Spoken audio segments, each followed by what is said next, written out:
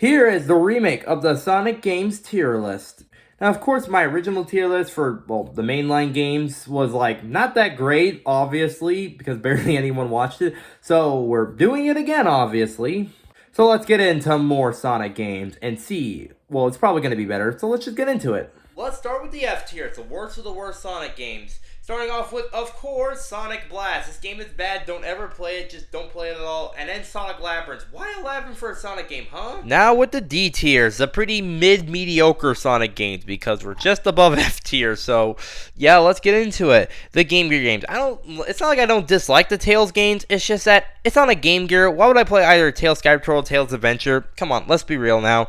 Sonic 4. These games are not so good. Like, no one would ever play these unless you had nothing else better to do. And I've seen someone before who put these as good Sonic games. What? There's no way these were good. These were not good at best. Sonic 1 Master System. Like, the Master System games are fine, but would you rather play the Genesis games? Yeah. Same thing for Sonic 2 on Master System. You'd rather play the Genesis games instead. And ending off D tier is Sonic Lost World on Wii U. It's okay. It's a pretty good game. If you only play the DLC levels, the rest of the game is fine, but I don't see any reason to play this again. Now the C tier. It's a pretty okay mid-Sonic games, obviously, depending on who you talk to, I guess. And now we have Knuckles Chaotix. Pretty good idea for Sonic game, giving characters that's not just Sonic a game, but who has a 32X. Secret Rings, let's control Sonic with motion controls. The game, it's okay. Why is almost mostly controls just motion?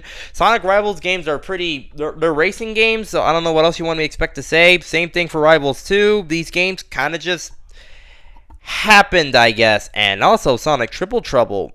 Mentioned that one. It's better on the Game Gear. I mean, this and Sonic Chaos are the games you actually kind of care about, I guess, for the Master System and Game Gear. I guess, maybe. I don't know what you're talking. And then Sonic Forces, one of the most boring, missed potential Sonic games I have ever played and seen. So it's like, why care about this one? Sonic 3D Blast, not a bad attempt for Sonic's first jump into the 3D era. Pretty good. And Sonic 1, come on, it's better than like the Master System version, but unless you just want to play Green Hill and Starlight, there's no reason to really play this game. And then they get off at Sonic Lost World, 3DS. I think this game is just better structured and paced here on the 3DS. Now the B tiers, actually somewhat decent Sonic games. Starting off with Sonic Pocket Adventure on the Neo Geo Pocket, the first non-Sega console game. What a start. And of course Sonic Advance, another pretty good game if you just ignore 86 of the bottomless pits everywhere. Sonic 06, actually kind of good if you just want to play it for craps and giggles. And not everything about the game is bad, okay? Shadow Hedgehog, they're gonna make a sequel, get into how to top the first one. Actually, pretty good to play, honestly.